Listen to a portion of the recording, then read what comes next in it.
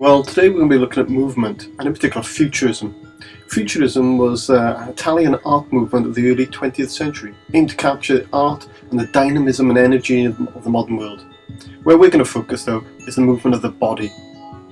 So your task here is to draw in the Futurist style. I found this picture on the internet of a gymnast jumping in the air, and I decided to use the continuous line method to draw her out. Again, I'm trying to pick out all the details I can and draw it in one smooth movement. Try to claim back some of that movement that I've seen in the picture and the line that I'm drawn with.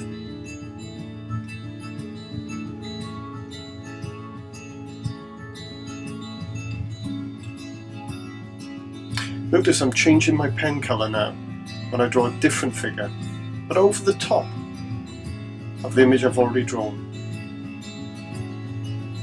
It's the same dancer, gymnast, but a different movement that she's posed in, the next in the sequence. Try to keep the scale similar, but it really doesn't matter if you don't.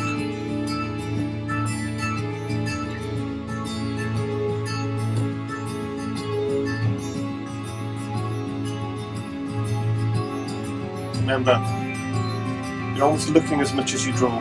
Keep the line smooth. Changing to green now.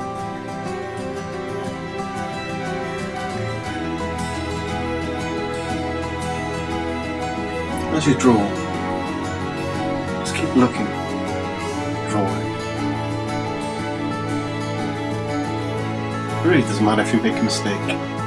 That's why we're using pen, to stop you rubbing it.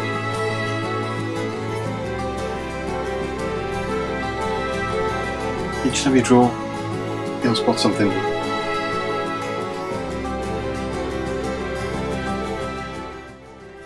So on to blue now, the final colour. The final figure.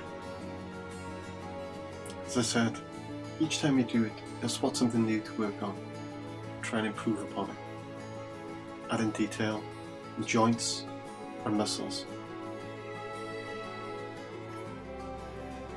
Trying to find ways to draw the hands, the ears and eyes. We're going to go on and look at using colour pencils, watercolour pencils if you can. So, I'm looking now to kind of give more movement to the picture, filling in areas where, well, the bodies aren't, but the movement is left behind. Like sort of vapour trails of movement. I'm just creating little patterns, a little bit of lines, cross-hatching. Now I'm trying to shade them in. Swapping colour pencils every now and then from green here to blue, and blue to green. Now if they're normal colour pencils, this will be fine, you just work in. But if they're watercolour pencils, later on you'll see that as I add water effects to them and watercolour paint to them, they blend in and become like paint. But at the moment, just shading in and drawing the lines in of movement with the normal colour pencils.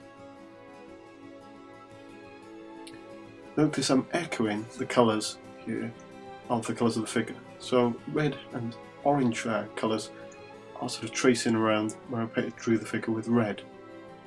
But also around the green, you can see there's an emphasis of green colours. And later on here now with the blue as well.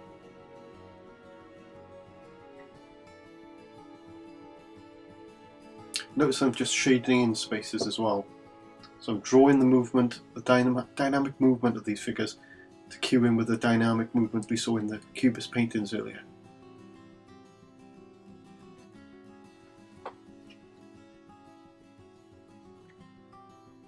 Keeping shading areas and making decisions about where I want them to be, making them all look more metallic.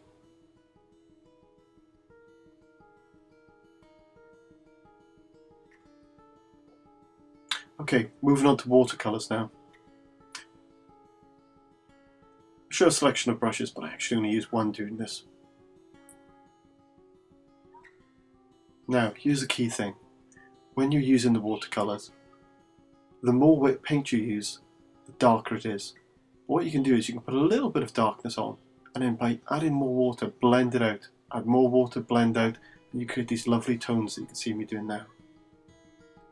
So if we're going from dark to light. blocking in some colours.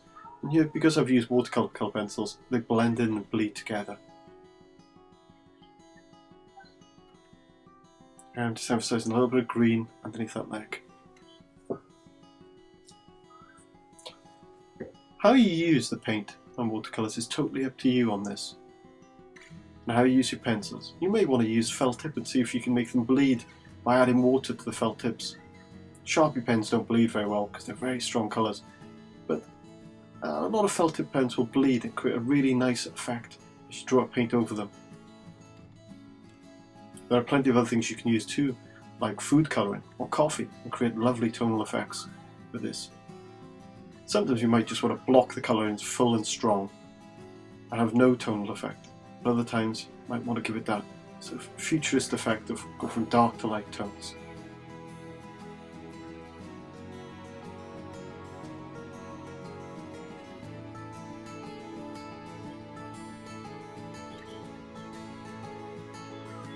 Occasionally you'll see that the felt tip pens bleed as I work over them.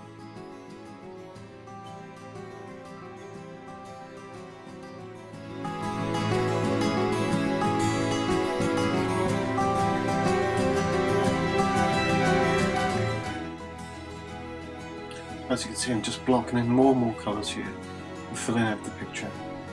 The figures, well, I've left them quite plain until now.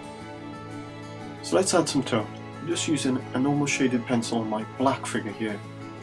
And I've added tone to it, going from dark to light, making it more robotic. As we've seen in some of the futurist drawings we did, sometimes people become closer to machines than human beings, because the futurists loved machines. They thought the motor car was more beautiful than the greatest work of art ever, because it was movement and speed and energy. Now we're going to try and show this energy in these human figures now. So when I go into the green figure, I'm swapping to a green pencil and adding green tone, going from pressing harder where I want it to be darker and lighter as I want the tone to blend out from it.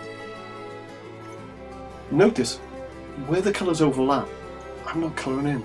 So where that red figure is overlapping the green, I'm not really colouring in over it. I'm leaving that figure stand out, I'm just doing the areas.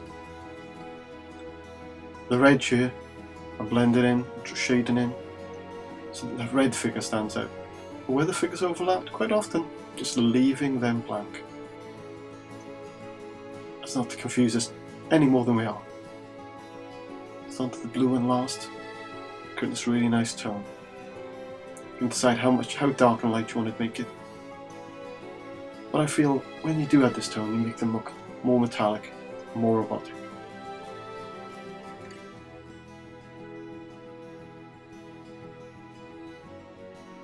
Now there are plenty of other things you can do to change these pictures, but I'm happy with mine for now.